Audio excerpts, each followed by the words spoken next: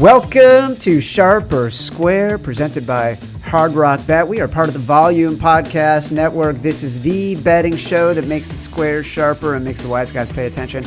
I am Chad Millman, and I am joined by my co-host, my BFF, my companion, my compadre, professional bettor, Simon Hunter. Hello, Simon. Chad, how we doing? I feel so good. I do. I feel great.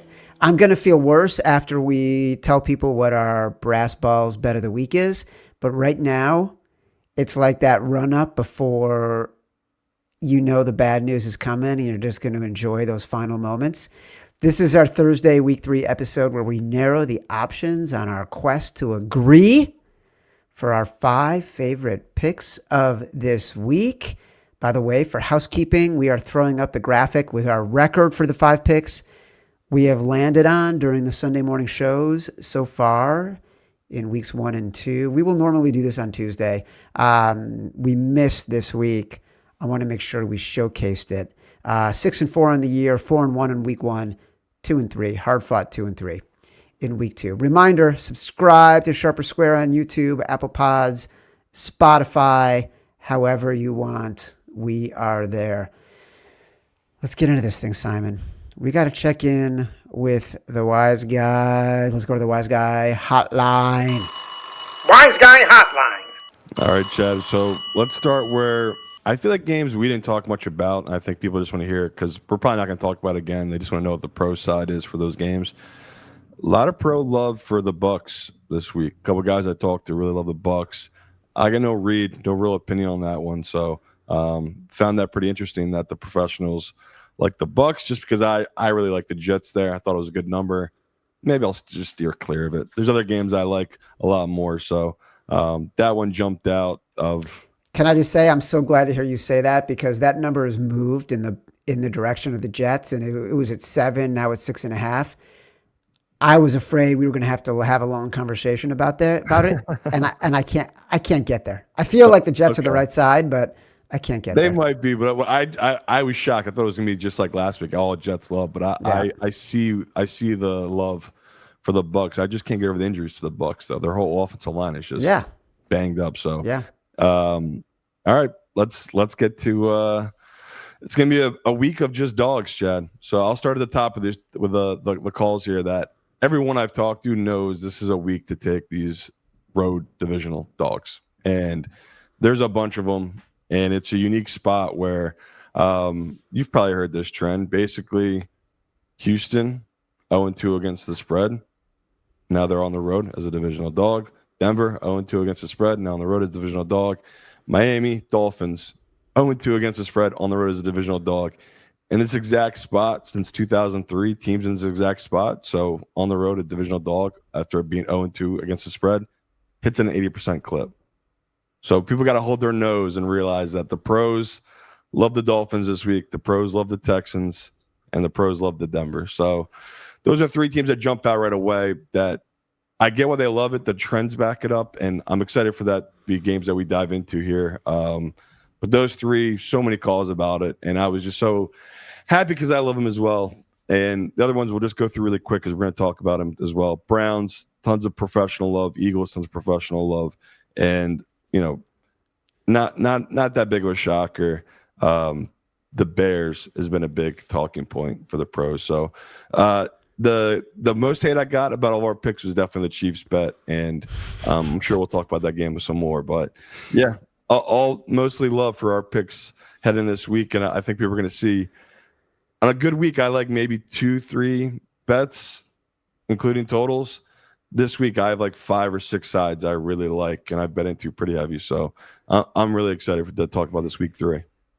No surprise that everyone hates the Chiefs, and we're going to listen. They hate your bet, Chad. They really do. They hate it, and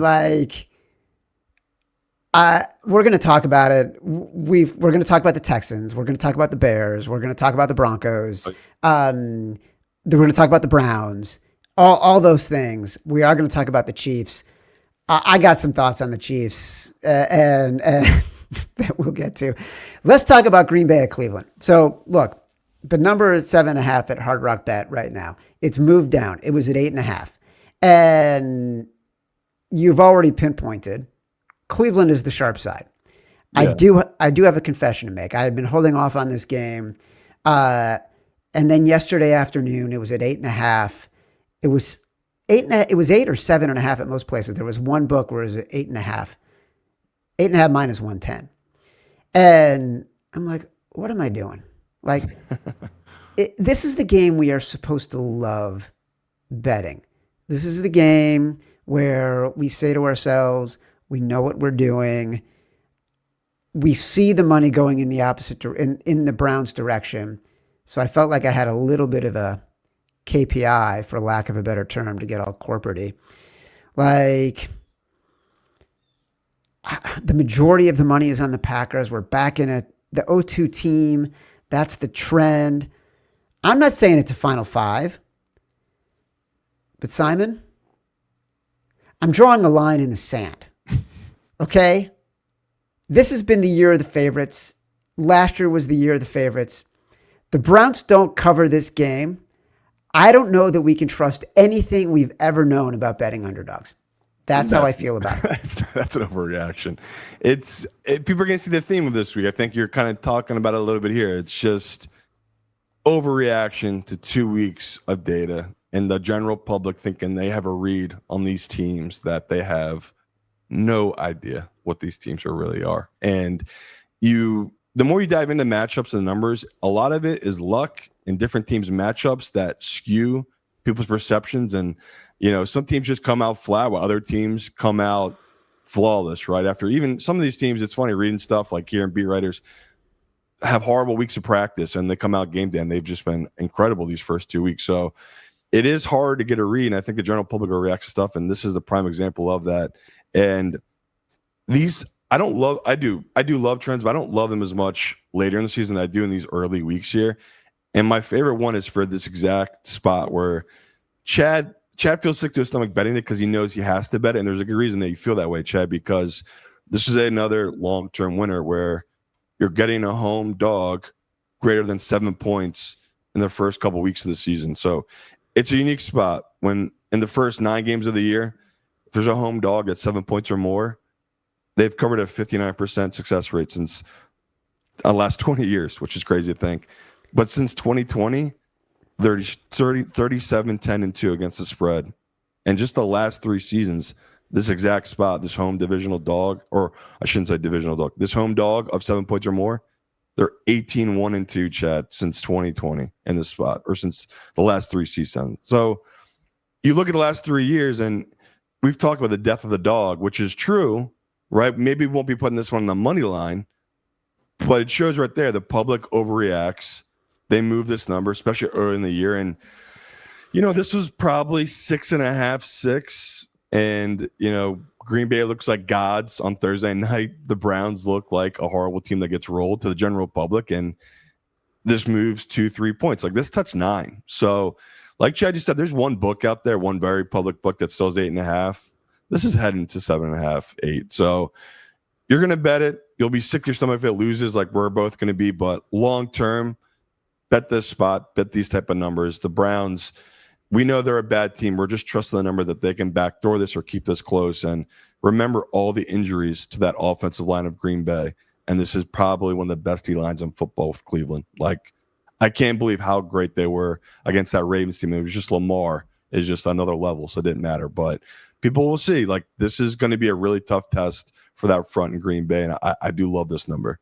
Simon, every trend you talk about is flashing bright green.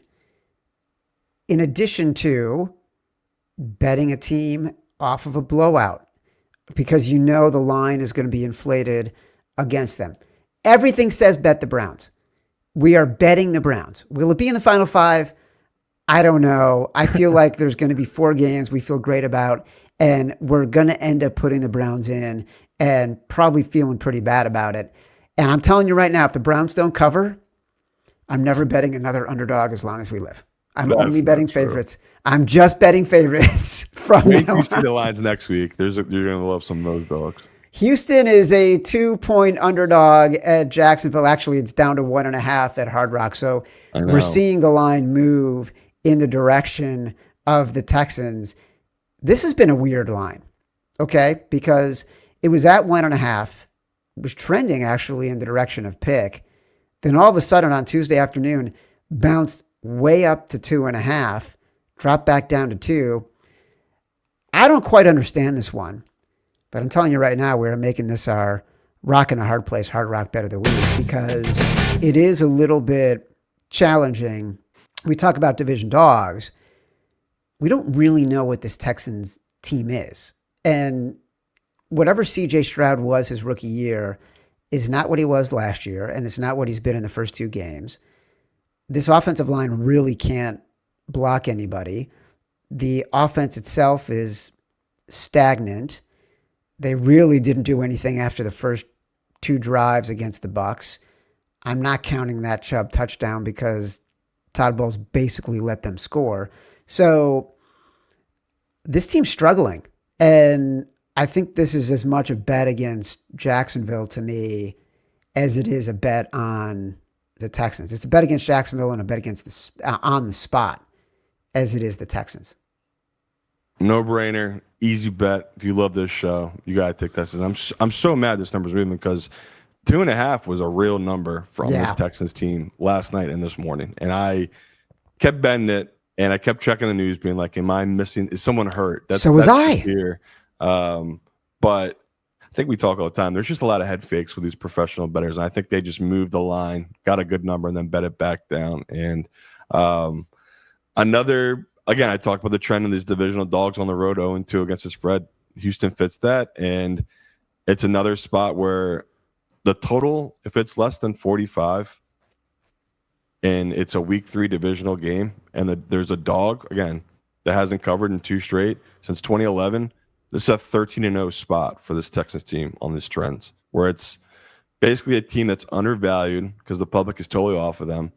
Professional bettors are a little hesitant because what Chad just talked about, CJ, he's giving people doubt right now, right? And I have questions about CJ, like everyone else, but he still does things where I'm like, I see the talent, and you can go back and look. Last year, the last 5 games of the season, he played at that level we saw the year before. He was throwing for over 300 yards in those games. Playoffs. Touchdowns. Amazing. Yeah, playoffs. He showed up against the Chargers. Like, CJ's got it in him. It's all about him being comfortable. And you've seen a quarterback that's uncomfortable right now for this Houston team. So I get the people's hesitation with this one, but this is a very unique spot where Houston's actually kind of the guys in this game, right? In this matchup, they've owned the Jaguars the last few times they played them. And I know every team's different, but it's also a CJ spot. CJ is a favorite. He's not that good, but as a dog in his career, he's 11-7 against the spread.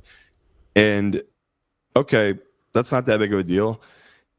It is when you look at how bad he is as a favorite, when the public overvalues him, when they start to doubt him and undervalue him, that shows that TJ and the Texans tend to show up. CJ and the Texans show up here. So short week, people are hesitant about that as well because they played, on Monday night. In his early career, he's 4-1 on short weeks against the spread. So he comes up really prepared in these exact spots, and it's a AFC South game, and the AFC South has a weird trend right now going of these dogs in this division. The last few years, they're 11-1 against the spread. So we've seen the dogs in this division tend to get undervalued by the public, and the favorites get a little overvalued. There's 2 games this week in this division, both dogs, Tennessee and the Houston Texans here. Their numbers have moved against them, and that's again, I'm upset. I wish this was 2.5 on the show.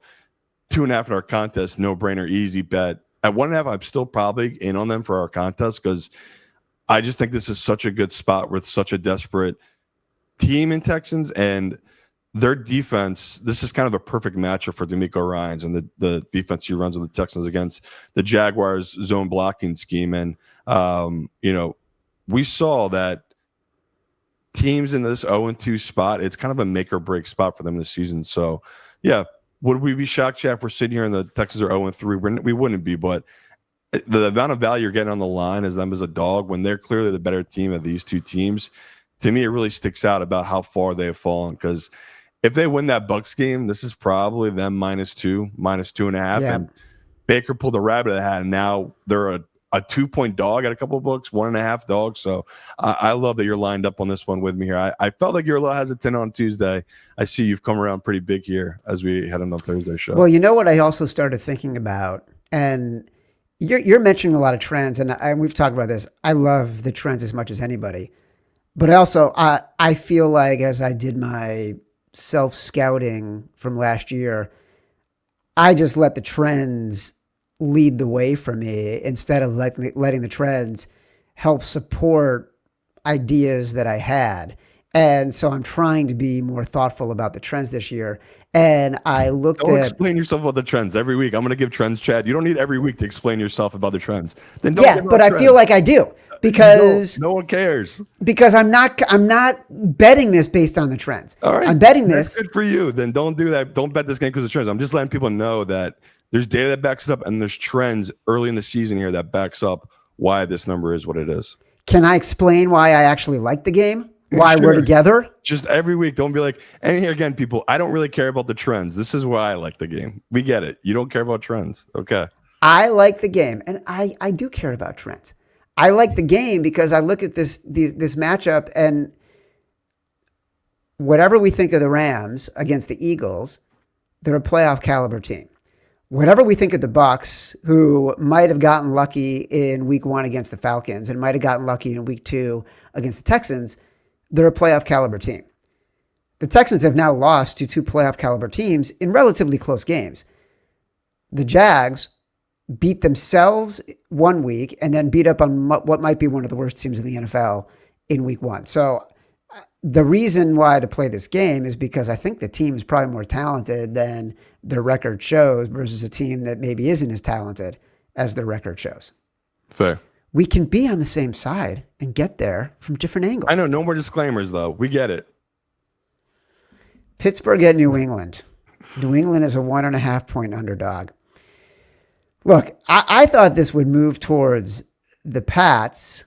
It's moved a little bit in the direction of the Steelers as far as the juice. I'm just really down on the Steelers. And we talked about this on Tuesday. Their defense just isn't very good. I also think Rodgers is pretty pedestrian. Christian Gonzalez, the Patriots defensive back, did practice this week, limited on Wednesday. Do I all of a sudden believe in Vrabel again? You've been telling me I have to believe in Vrabel. Am I believing in Vrabel right now? I know it feels like we're supposed to in this spot, right? And I know that historically, Tomlin's actually struggled in this exact spot, and the trends look at that and they're just like, okay, it shows that Tomlin as a favorite has struggled on the road. He's also struggled historically against his Patriots team. Doesn't matter if Belichick had Brady or Mac Jones or whoever in their quarterback. This has just never been a favorable spot. And Aaron Rodgers surprisingly 0-2 in his career playing against New England in New England. So, Vrabel for me, I think we're in the alignment of he does bring something to this team, and that's going to show itself all season.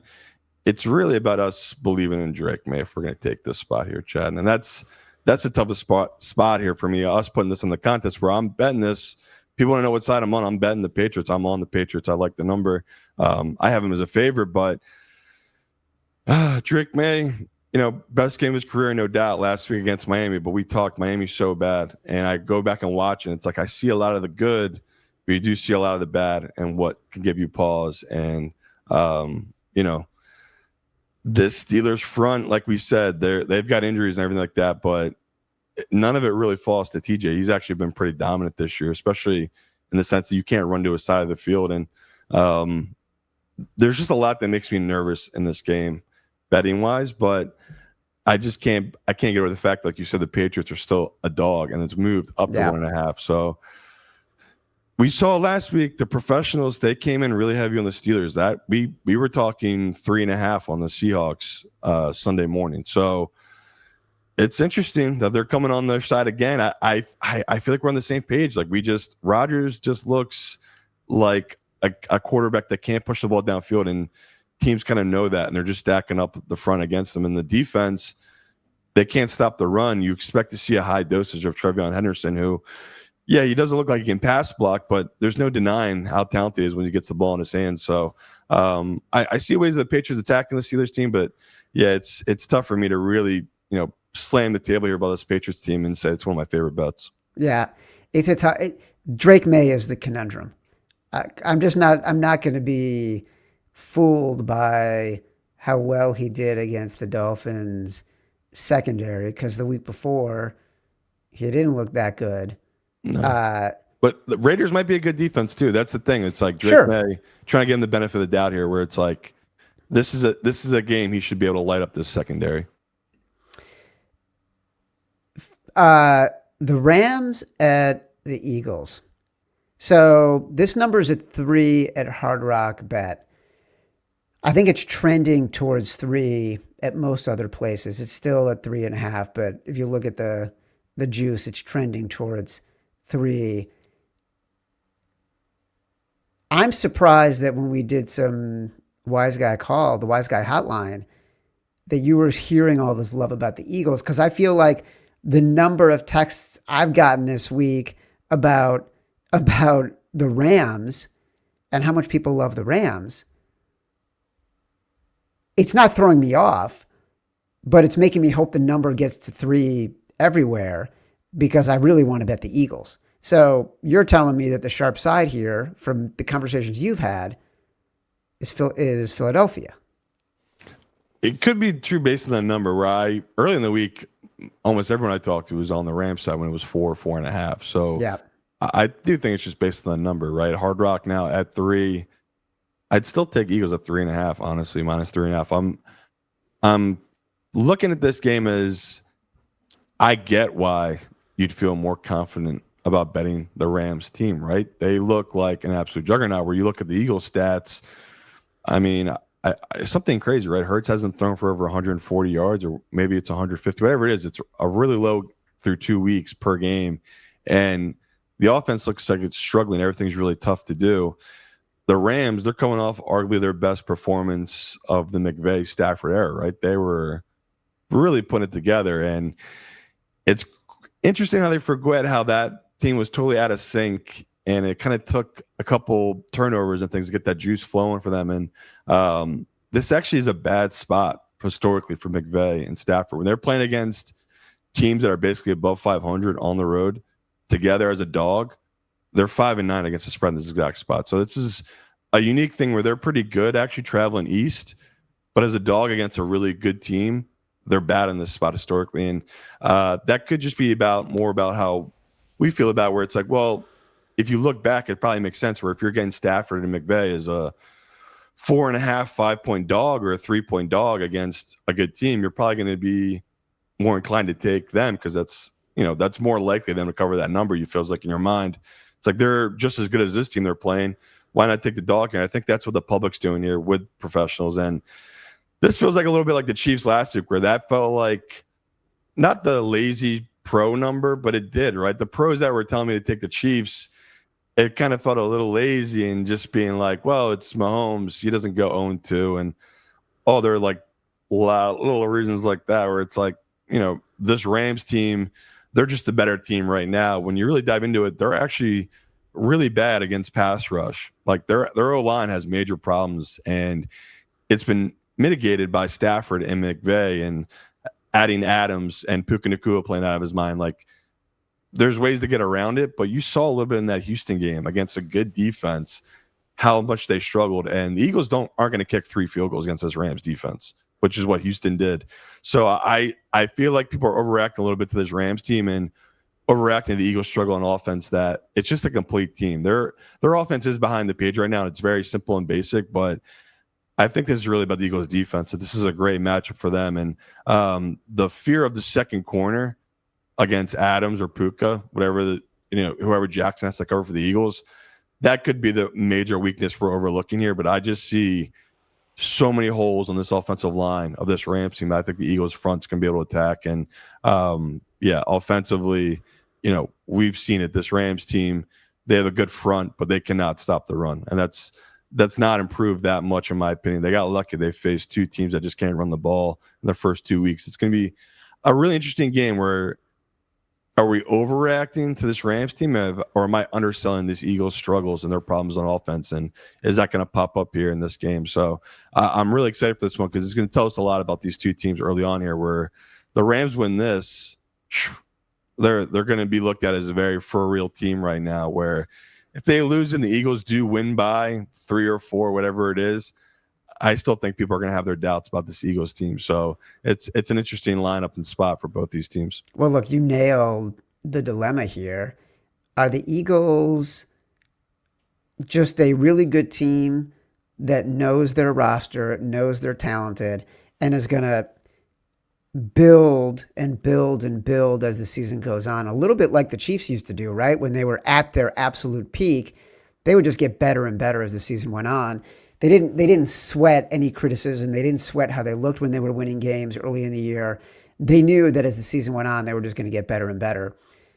And then you have to ask yourself, are the Rams, is there any sort of fraudulent framing for the Rams?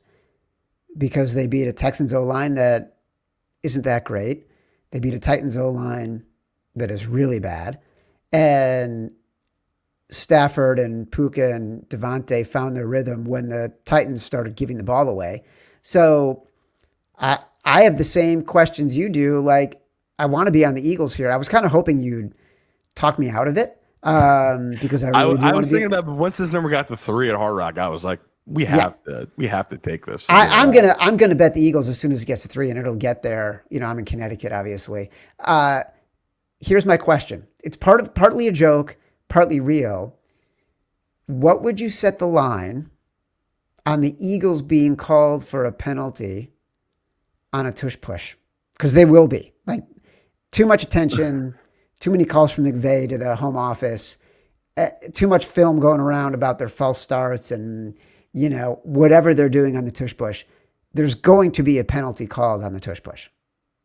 Well, the real question is, will it be called on the 3rd and 1 or on a 4th and 1? Right, and because I'm like saying it jokingly, but I think there's potential impact here. Will it be called on a 4th and 1 at the goal line, and does that take points off the board? And that has an impact on the spread when the number's so short. So I don't know how much I should be thinking about that. Well, both sides are being very petty. Apparently, the Eagles sent in film of basically the Chiefs just lining up in the neutral zone like the entire time they did it. It's like all their heads and fingers and hands are in the neutral zone. So I think it's just both sides are being so petty. I don't know. The NFL, maybe they'll just let it be as it is and just be like, if this is totally on you guys for not voting this play out, and we'll deal with it in the offseason. So I'm with you. This is definitely, it feels like the highest level of hate that this tush push has had from people, ex-referees and people in major positions of the NFL. So yeah, pretty interesting to see what you're saying is true, where it's like, are they going to call it on a 3rd and 1, or will be 4th and 1 to the 4th and just totally kill what Chad's saying, this bet we're making? But yeah, it's going to be interesting what these refs do this week. It's actually a great prop market that somebody should be creating. Like minus 1,000, a penalty gets called. Then maybe minus 700, it get called on 3rd and 1. Minus 500, it's called on 4th and 1. Minus 300, it's called on 3rd and 1 at the goal line. Minus 200, it's called on 4th and 1 at the goal line. How many points what's the over-under on how many points the Eagles will lose out on because of penalties called in the tush push? You could create an entirely new derivative market on Eagles tush push props. And I'll give one Jalen Hurts stat here that's just mind-blowing. When he plays against a team above 500 and he's a favorite at home, he is 17-0 in his last 17 games straight up in this exact spot. So now that it's at 3, I'm just saying it's how can you not bet the -3 on the Eagles? Of course. That's kind of stat. It's just, it might be ugly. He might win it close, but he just tends to win these exact games. As he said to Chris Jones. Right? It was a great clip. Indy got up to 4.5 on the road at Tennessee. At Hard Rock, it's back down to 3.5. Wow. Yeah, I got to tell you, are we feeling regretful? Because we were pretty high on the Colts on Tuesday, and were we too excited about what we have seen, and did we make a mistake? No, I'm happy we got the 3. I think that's what our excitement was, the fact that Yeah, that's why I love our Sunday night show. We're literally doing live lines after an insane week of football, and that's usually the first or second time me and Chad are even seeing these live lines, right? Because they're coming out live while we're on the show. To me, that's what we were excited about, right? A good initial read. And if you did take the -3.5, depends what state you live in. That's not that terrible read either, because most books are still 4.5 on this line. So to me, the reason you're hesitant about it is it's basically it's just so public, right? Like, this is when we know all the trends, everything else was going to point to this Tennessee team. And like I gave that crazy stat, since 2011, when the winless teams in week 3 that are a divisional dog, when the total's less than 45, 13-0, Tennessee's in there. Tennessee literally fits that trend. So it's historically a nice spot for this team in week 3 that, they tend to bounce back. But when you look at the underlying issues, Chad, that's why I can't get over it with this Tennessee team, is they cannot stop the run. And Taylor, as great as Daniel Jones has looked, Taylor has been the biggest life force birthed into this Colts team he's got a passing game. Now there's not a safety down in the box. He's running against a normal front. You've seen him explode out of that backfield. And the way they're using Warren, all this stuff on their offense, it's like I can see it carrying. The books are basically setting this line being like, show us. Because we've seen this time and time again, teams start 2-0, really hot, look incredible, and then falter against a team that hasn't looked that great in week 3, right? That's just football. Like, football being really good 3-4 weeks in a row, yes, that's normal for a Josh Allen, Lamar. The list might stop right there. Maybe you could say Mahomes, like when he had the weapons, but just quarterbacks to be consistent 3-4 weeks straight, it just doesn't happen. That's the difference between these great quarterbacks and ones that are bad. And this number is basically saying that to Daniel Jones. It's like, show us. So the books, professionals alike, they're going to be coming in on that Tennessee side because it is a great spot, a great number. And sure, Colts are going to win. They're not going to win by more than a field goal is what the books are saying here. So I do find this number fascinating. When it moved up to 4.5, that made sense to me. I can't believe it's come back down. Like, to me, 4.5, the professionals would bet it, but you just keep it there at the 4.5. The public were still going to take the Colts at 4.5. So pretty interesting. The Hard Rock and a couple other books have moved it back to 3.5. That's really respected money that's moved it down, because this is early in the week still, Thursday here. Like, this is like when they win all their Bills teasers, whatever they're doing tonight, all that money's going to come back in on this Colts side. So it could go back up, but if you want the Colts number, I would be shocked to ever see it get back to 3. I think -3.5 right now is low as it gets. What you just said is really interesting about the Titans. There's times to bet the dogs in the division in a spot almost blindly. We're doing it a little bit with the Texans. We're going to talk about the Broncos too. With the Titans, what's giving me hesitancy, and we talked about this on Tuesday, was Jonathan Taylor against this defensive line and this defense overall that is giving up a league worst 5.4 yards per carry. Shane Steichen is calling good plays right now and understanding how to keep Daniel Jones within the framework of his comfort zone. Part of that is just giving the ball to Jonathan Taylor at the right time, who's looked amazing. And so that, to me, is what I'm holding. That's the handrail on the roller coaster for me right now, is this rushing game against a really bad Titans rushing defense. That's it. Yeah. It's like I said, they're just saying, show me Daniel Jones, because right now he's like statistically the second or third best quarterback in football. Like, him against the blitz, all of it, his numbers are incredible. Him and Steichen are just so in line running this offense. So like you said, it's really interesting by the book. They're kind of taking a stand here in the fact that this number's come back down. They're feeling pretty confident, clearly, but I'm still believing our position. But like you said, I don't know if I'm going to be making us force this one in. I kind of learned our lesson last week with Dallas, that I'm not going to try to force in the super chalk favorite of the week. Exactly. That's as I'm thinking about our game plan for Sunday. I'm not loving anyone that's super chalky. No. And so it's very possible we're in there with 5 underdogs, and we're going to have to to live with that. Today's show is brought to you by our new presenting sponsor, Hard Rock Bet.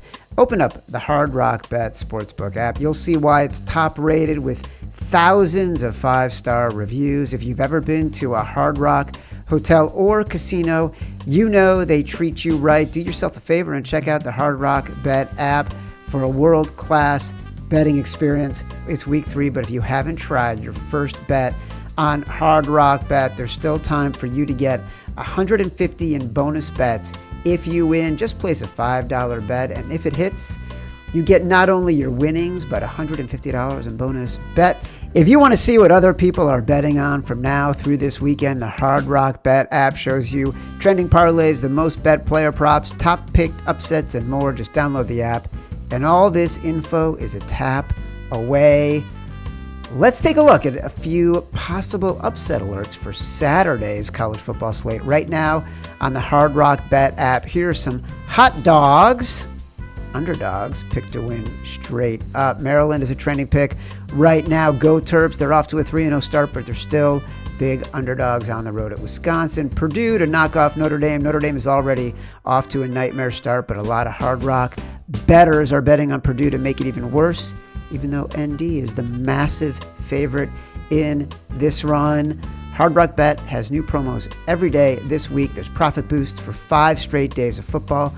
That's a Thursday night profit boost, a Friday college profit boost, another profit boost for Saturday's college games, plus NFL profit boosts for Sunday's games and Monday night.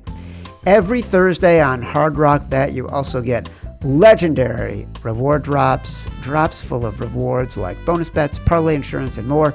Open up your drop in time for this weekend's games and see what you get. Hard Rock Bet is the only legal sportsbook in the state of Florida and is also available in Arizona, Ohio, New Jersey, Indiana, Tennessee, Virginia, Illinois, and Colorado, with more states launching all the time. Head over to Hard Rock Bet, sign up, and make your first deposit today. Denver plus 2.5 at the Chargers, 2.5 at Hard Rock Bet.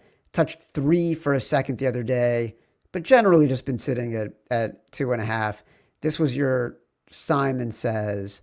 You were mostly worried that this would be a Wiseguy play and move to 2 or less, but yet from my conversation with you so far, feels like you are very enthusiastic about the Denver Broncos at 2.5. Feels like that's the feedback we've gotten. I have bet the Broncos. I think I got him at 3 for a hot second the other day. I'm kind of riding with you on this. Like, I'm riding the trend and I'm riding you. Yeah, because it doesn't feel good to be betting on Bo Nix right now, for being honest. No. Like, there's a lot of underlying numbers and different things he's doing right now that you see defenses have adjusted to him. But you see the chess match with Sean Payton. He's adjusting back. And there's some things he hasn't shown either that he's pulled out this year with him, and that has obviously kept them in the games, and they probably should be 2-0. Like, that's the most interesting part to me. And I think it's all about expectations, right? The Chargers lose their starting tackle. Expectations. People immediately moved them out of the playoffs, really doubted them. They go to Brazil, look dominant against a Chiefs team. And then the Raiders, I mean, it wasn't even Herbert's best game, right? He kind of faded in that second half. I think they scored 3 points. But their defense was so dominant against the Raiders. It's all love for this Chargers team. Like, this is, to me, what we talked about with the peak early in the season here. People think they know these teams. They're, oh my God, this is it, right? Herbert's finally that guy. He's got the confidence. He's got the coach. He's got the defense. He's got the offensive weapons. He's putting it all together. It's September. Like, can we just take a beat here? Like, that's why the people who are the Herbert truthers, and they act like someone like me is a Herbert hater, where it's like, I've been nothing but showing love to this guy and bet him. I love Ben Herbert in certain spots, but it's just too much overreaction to him, where it's like people want to crown him so quick because no one doubts the arm talent. We've all seen the talent and how athletic he is. Like, no one thinks Herbert isn't one of the best, most highly talented players in football. Our knock on him is just the closing out of games and how he is late in the games. And against the Chiefs, you saw that killer. Like, it was incredible in that second half. He outplayed Mahomes and was the better quarterback in that day. Against the Raiders, you saw the fear. inconsistent, the bad throwing. When there was no run game, there was just nothing there in the second half. Like, that's why they were so lucky with Geno just having a meltdown. My view of this Denver team is their defense isn't as bad as people think. They just ran into a juggernaut with that Colts team who they held to 5 field goals. Like, they only scored 2 touchdowns. Now, they did score on every drive, but it's like, Sean Payton, that defense, that's a bend or break type of defense. That's a win any day. If you're having a team that can move the ball, but you're holding them to 3 every time, that's a big deal. And this is just a bad spot. Like, when I look at it, they are playing a Chargers team that was in Brazil, flew back, and then played another primetime game. What was that, 10 o'clock at night against the Raiders on a short week. So 2 weird games, short week, in this exact spot since 2023. Teams in this exact spot is playing 2 prime games. Now they're playing another game within 6 days that, isn't that great of a spot. So they're playing the Chargers, playing Denver here. The Chargers are 1-7 against the spread in the sack spot, or just teams in general since 2023. So it shows teams do get burned out, right? That's why I love those type of trends where it shows you that early in the year here, these teams that play multiple primetime games and now they're on a short week, that is a lot to ask. And we talked about Denver. This is like the dream spot. They're 0-2 against the spread. Everyone's left them for dead. Like, people that were hyping them up, they're just burned. They're mad. No one's going to be betting them. That's why, I was hoping we'd get 3.5, 3 on this show, because I'm like, oh, my God, I love it. It was going up to 3, I think, as soon as we got done our show. I talked a little bit about that. It's like, yeah. The vibes are just so high for the Chargers, where we know what we're doing here, right? This is another spot we might be stepping in it, but it's like all the signals are flashing here in this week 3. All the trends point to this Broncos team. And then just going on field, their D-line. I mean, the Raiders have a really good D-line too. Like, they obviously dominate on the run. I think you're going to see the same thing here. Like, this is going to be a really great front for this Denver team that they got embarrassed last week against this Colts. I don't think you see that again this week. So you've seen it time and time again that this tends to be a good spot for these divisional teams. Like, we talked about that trend earlier, and you see just the overreaction for the public, where this probably should be closer to 1 to a pick, but it's all the way up to 2.5, 3 at a lot of books, and that's crossing 2 key numbers. So very confident in this number. And just another time we talk about these spots, these early in the year, week 3 trends, they all point to this Denver team, but just on the field stuff that you want to see and love, Chad. I think that really sparks here with this Denver team, this matchup, that it's going to be close. It's going to be ugly, but I do think this is peak overrating of this Chargers team. And as 2 weeks in, this is buy low as you can get on this Denver team. Just everyone's off of them. And just look at the splits. I'm sure you've seen it. It's just all Chargers money. Yep. And tickets as well. Yeah. I'm with you. I feel pretty good about this one. This feels like it's as much of a lock as we can have for making it into the contest. And I even said, sorry, Chuck, this is their 3rd straight divisional game, which I know people are like, why does that matter? I think it's a big deal because those divisional games are so intense, because these teams know how much these matter in December. Like, these games September, sure, you can say they don't matter when it's out of division. In division, it is such a big deal. And the data backs it up as well, that teams, when they play in the last 20 years, teams that played 3 straight divisional games, they're 1-6 against the spread in this exact spot, 2-5 straight up, and they're failing to cover by 10 points in this exact spot. Come on. You just sounded so Philly when you were, your accent was like, and it reminded me, there's a new show on, I think, HBO called Task. It's by the same good. people. Dude, it's the same people who did Mayor of Easttown. So my wife and I watched it last night, and the accents are not to be trifled with. They're so good. But we also, before we watched the show, we had to watch the SNL Murder sketch where they're making fun of Mayor of Easttown. It's so brilliant. It's just so, it just puts you in such a good mood. But that accent almost becomes impossible to not laugh at because it's so specific. And you just sounded like you were in murder land. Listen, Dallas at Chicago. Chicago on Tuesday was a 1.5 point favorite. Now at Hard Rock, they're 1 point dogs. Other places, 1.5. You chastised me for not choosing the Bears. Thank God you didn't. on Tuesday, and I'm glad I waited, brother. Yeah. This is how much bettors hate Caleb Williams. Maybe they hate the Bears defense. You know, the Bears are dogs. The world is against my hometown of Chicago. It's time to make the Chicago Bears our Brass Balls Bet of the Week. Look, I'm trying to be reasonable about this. I've sent all the charts about how Caleb is, identical to Josh Williams in his stats through these number of games to my buddies, to my son. I've ignored the charts. Why do you do this to yourself? I've ignored the charts that say he's also identical to Mitch Trubisky through this number of games in his career. I just don't really get why the number has moved so much for the Cowboys, who basically allowed Russell Wilson to have the greatest game of his career. That's what I'm betting on. It's more than Caleb bounce back or anything else. It's the number moved too far. Give me the team that's the dog on the move across zero. Yeah, and it's going to be the reason pros love Dak here is going to be something you hate, Chad, because of the trends and all the old data. And you basically dive into the numbers.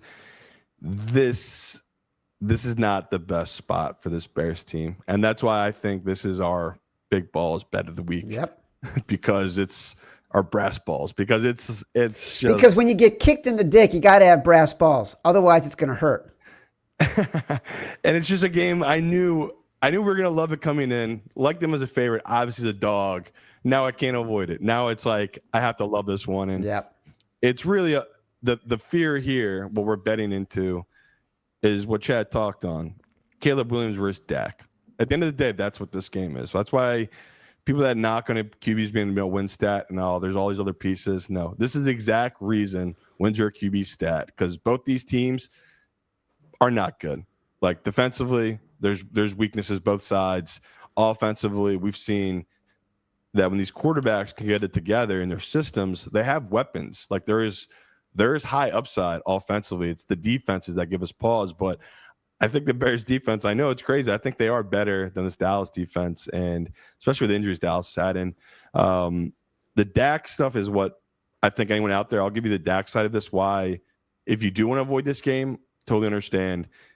This is what Dak does. Dak does great against bad teams, right? In his career, he's 39 and 12 straight up, 77% versus teams under 500. So this is technically a Dak spot. He's playing against a bad team under 500. And, when those teams have just lost by more than 9 points, Chad, he's 24 and 6 straight up and 14 and 3 since 2020 in this exact spot. So he beats up on bad defenses, which that's what that stat tells me. Like teams that have bad defenses, he beats them up.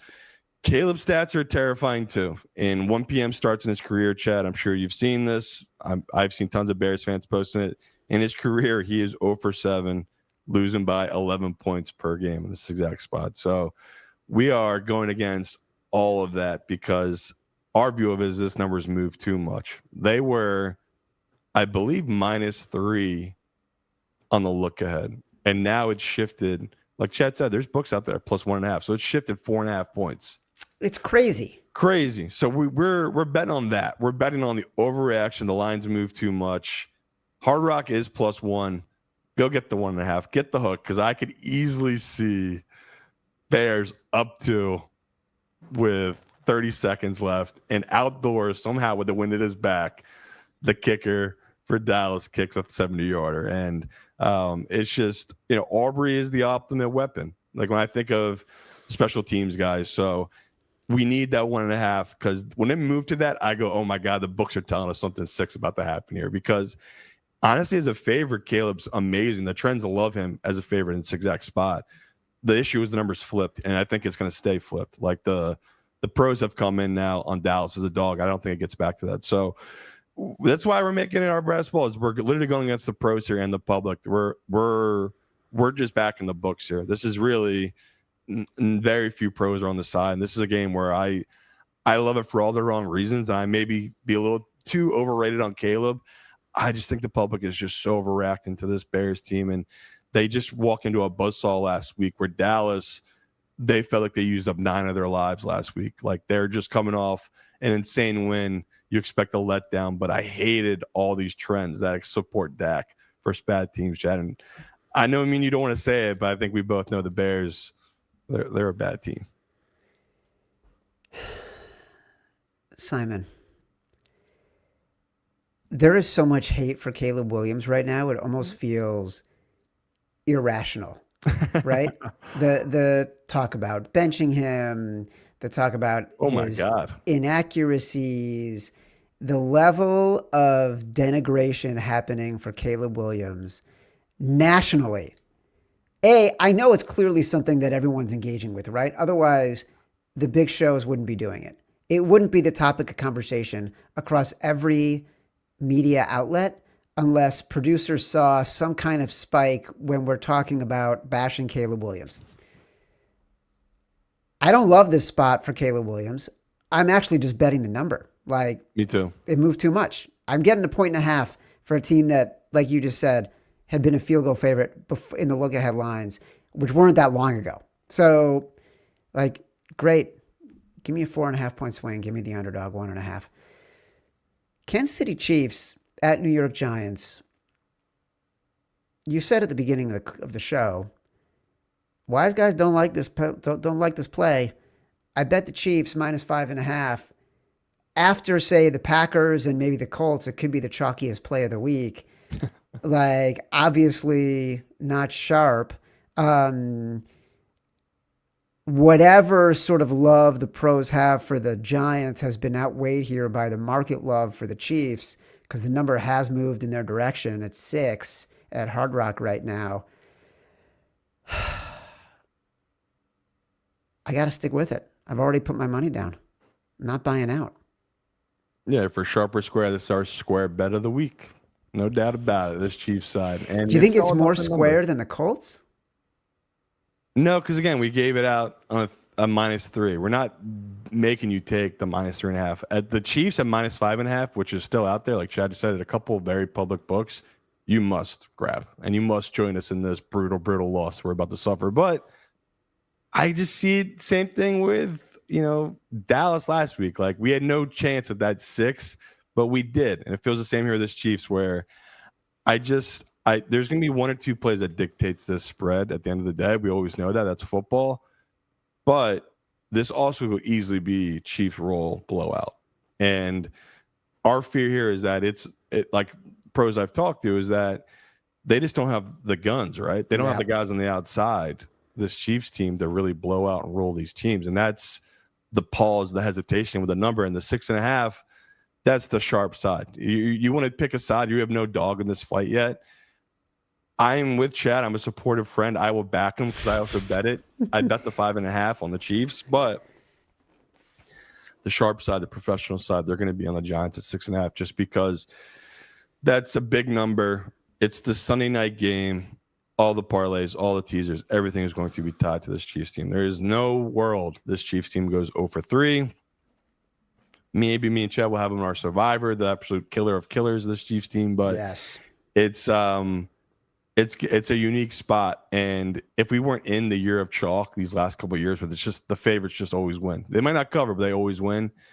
Okay, the Chiefs will win this one, but even 5 years ago, this was the trap of all traps, this Chiefs team, just because 5 years ago, we're not even having 5 years ago. Yeah, it's Giants autoplay. 5 years ago, it's okay, Giants next. Right. That's it. So it's trying to adjust with the times here. And on this number, it's pretty glaring how much money is coming to the Chiefs team. Because same thoughts we had Sunday night. It's just, in what world are the Chiefs going 0-3, especially against this Kansas City team that you saw it in week 1. If they play against a good defense, they're going to struggle offensively. Russell Wilson will not be throwing those 50-50 balls. But, yeah, Neighbors, he's the ultimate cheat code. So I get it. But the 5.5, it is still out there. I would still grab on this Chiefs team. I still believe in that number in this side for this Chiefs side. Yeah, it's, Andrew Thomas, by the way, we thought he was sort of the key to one of the reasons why we liked the Cowboys so much last year. He's been active but limited in practice this week. Didn't play last week. It's a big deal. it's a big deal, right? So I don't love it. I don't love it. I don't love it as much as I did the other day when I said I loved it. Yeah. I'm getting a little skittish. I'm already annoyed that I'm going to have to stay up late on Sunday night to watch it. I'm so tired at the end of Sundays. I don't know And what this I'm is going when to you do. have to watch the end because there's no way this Chiefs team will be rolling by like 25 in the Right, second right, half. exactly. Like it's gonna matter, and I can Yeah. already see it. You know, this is what the Chiefs do. They're up 4 with 4 minutes left, and they go into their 4 minute drill, and they take it down to 45 seconds, punt the ball. The Giants have to score the touchdown. Either nothing happens or there's a turnover and the Chiefs just fall because they're well coached and ends up being 4. That if that happens on Tuesday's show, someone should send me my flowers because I just nailed how we're going to lose this game. Quickly, I want to talk about Detroit at Baltimore only because we liked it at 5.5 on Tuesday. It's at 4.5 at Hard Rock. It's trending down significantly. A lot of sharp money coming in on the Lions. I feel good about the bet that we made at 5.5, and that I don't really have much more to say about that. I don't know if you have thoughts, if you feel like it needs to be in the contest. The number Yeah, moving has sort of changed it for me in terms of this conversation. I just have other games I love more this week that have really Yeah. jumped out and have better line value. And my confidence, honestly, in the Lions bet was just really about the line. At some point, Yep. especially if this dips to 4, I would probably be on this Ravens team where, I still have questions about that line. I know as great as they looked against the Bears, I do have questions. My big thing, though, is the reason I'm not slamming the table with this Ravens team is, can the Ravens exploit that offensive line of Detroit Lions? I don't know if they have the guys up front that can really do that. So I like that you brought this game up because the line has moved so much. But for me, there's no scenario I see us really breaking this one down Sunday and putting it in our contest. I compared to other games, this game is not even on the board really for me how much I bet compared to other games. All right. Well, that's a good transition. What's your biggest bet? Well, this week's a little weird. Like I always talk, some weeks I'll have like 2 or 3 games I really lock in on. I'm honestly, Chad, I'm at like 6 or 7 games that I've like bet pretty heavy into, and it's like we talked about. It's scary because it's just all these ugly dogs, and like even this tonight, I somehow ended up on this Miami side. I don't know what happened. It's like how do I found like 5 different tickets to me betting Miami at 12.5 and 12, and it's like, what am I doing? Why am I betting? Why am I doing this? And like, it's just there's so many dogs this week that they're undervalued and the numbers just move too much. So yeah, for this week right now, my biggest bets, I'll start with the grossest one. No one's going to bet it, but Panthers, I got to do it at 5.5, 6 if you can find it. It's just too much. And for me, I've just been betting too much on it where I can't stop betting the Panthers. I don't know. I just can't get over this Falcons team just not. I just think they're overrated. I think Penix's overrated. So I'm definitely going to eat these words. This Panthers team is not good. They're banged up. Well, another game I'm not going to make us force into our contest because there's just other games that I bet way bigger on that I like more. Texans is number 1. Broncos number 2. We talked about the Browns. You can still find there's one book out there 8.5. Bet it pretty heavy. When we get off this call, I'm literally going right down to AC. Might even go to the Hard Rock and get that Eagles -3. So that might not be another really big bet for me. And I bought out of 2 positions pretty heavily. I was on 49ers. I bought out of that. I'm on the Cardinals. The Cardinals are up to like +3 at a couple books. Hard Rock here is in Jersey. He's got +2.5, +2. And it keeps bouncing around. I think it's going to go up to +3 if Purdy does get cleared. I like that number. I know the injuries they have to their secondary and how banged up they're, but it doesn't feel like Purdy's rushing back a little bit here. And it's like, Yeah. he's going to be hobbled, not his full self, and he needs his mobility. So that line jumped out to me just before we go. And the other one we didn't really talk about that I bet pretty heavy into is the Saints. 7.5. I really like it. I've tempered back my betting on it just because I think we might have to have Seahawks in our survivor pool. Like we'll talk about it here after this, but I know it sounds stupid, temper back bets, but I hate being on both sides and, rooting against myself while trying to cover the spread. So I do like the Saints still. People are going to ask why we didn't really have that one forced in. When it comes to the big dogs, I feel more comfortable taking the Browns at their number. So it's like shop around. I just my bet on the Saints really is about the number, but I have no confidence in Spencer Rattler. I don't know if you've gone back and watched him. For all the good he flashed in their week 1 game, it was totally gone last week. He's just so bad. I don't think he's ever won a game, right? Is that something? He has not won a game. That? Right. So yeah, we can get to Survivor. There's so many options this week to Survivor, and it's making my head spin. I don't know about you. It is. We're going to get to Survivor in a second. We've got to do our round robin underdog Moneyline round robin underdog parlay. Yeah. Texans, Denver, Chicago. Love them. We got to put someone a little bit longer in there, but I'm not loving the Browns. What? Can I get you on the Panthers? Yeah, I can do the Panthers, no problem. Okay, because let me check what their live number is. Plus 200. So that's good value. Then we need one more. I honestly coming into the show, Cardinals? I wanted to do the Rams after seeing that stat by about Hurts in the exact spot. I couldn't get there. Should we just do it? Should we keep riding the Bengals train? Your love, like that's such a weird game. We didn't talk about the Bengals. No, I actually feel great about the Bengals. A plus do you 3. really? I'm on the Vikings, but I have no read on this game at all. I just feel like the Vikings. You're probably right. They've got so many injuries. I know. Forget about Carson Wentz, and is Kevin O'Connell a quarterback whisperer? Who knows? But Jake Browning might be awful though.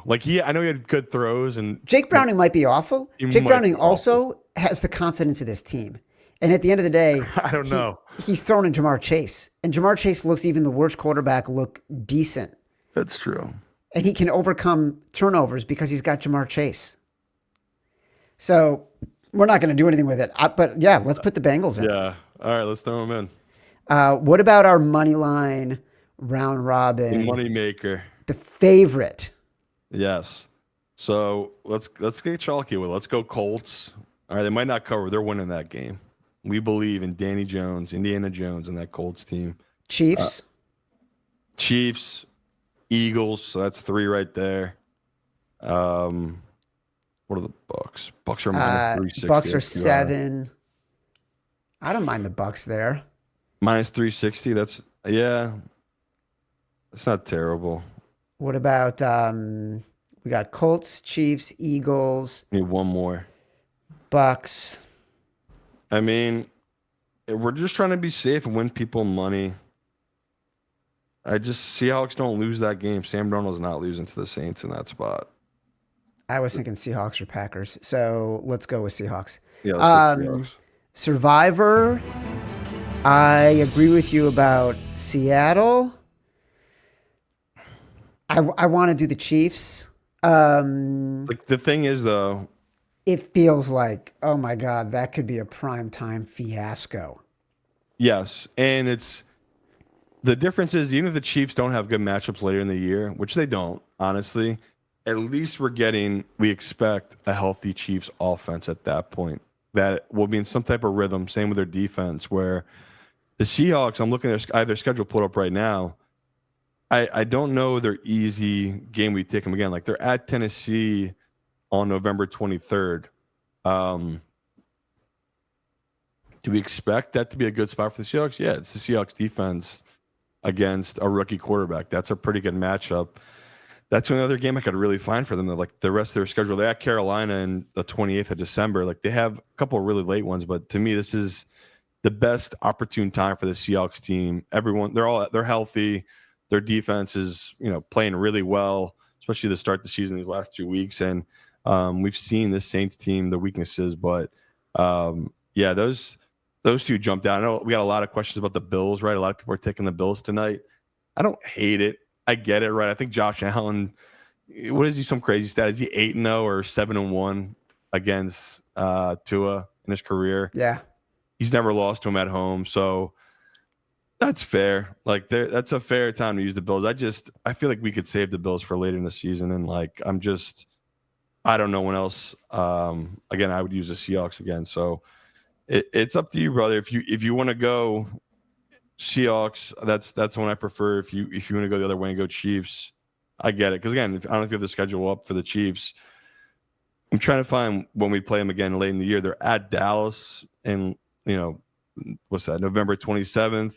They're at Tennessee the 21st. Look, part of my calculus here is I don't expect this thing to go into December. Like, most of these things don't last that long. Well, that's why you've never won. As someone who's won them, you got to do this. We were thinking a long term, baby. We're going to win this thing, Chad. Don't have doubt yet. No, I don't have doubt. I'm just saying, like, I'm not plan ahead. I'm not that worried about saving for I'm not worried about saving for week 16 or 17 when we're getting into the end of December. Like, I want to save for week 13, week 14. Which is around Thanksgiving. You have a lot of games that you all like. You have to try. That's why I have to weed out which one to take here, because we like all. I mean, I think we all like three of these. Right? We like the Bills. We like the Chiefs. We like the Seahawks. So, yeah, I'll leave it up to you. Whatever one you want to go, because you let me. Let's go with Seattle. Let's do Seattle. Seahawks. All right, sharp versus square. This is not a good run for me right now. Who would you like to take? Oh, God. I can't double down. I honestly would probably go Denver again. I just feel like that's such a sharp side. I'm going to go the other sharp side, in my opinion, Texans. All right. +1.5 or +1, whatever Hard Rock is. Okay. Man, I don't know if I should be on the Browns or do I want the Eagles at the -3? That's a nice number. At Hard Rock. As someone that's terrified of your picks, I do want you to stay away from my Eagles and the Sharper Square segment. I'm not going to lie. You're due. I am due. Yeah. All right, I'm taking the Eagles. I've wanted to be on the Eagles all week. If this is the best I'm going to get for -3, I'm taking the Eagles -3. Let me quickly round up what we're pinpointing for Sunday. Make sure we're on the same page for that conversation. I think we're going to have a conversation about the Browns just based on the number of games that we have that we're both sort of aligning on. The Browns, the Texans, the Eagles, Denver.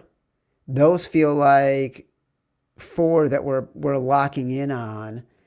And then it's the Colts, it's the Bears, and that's kind of it.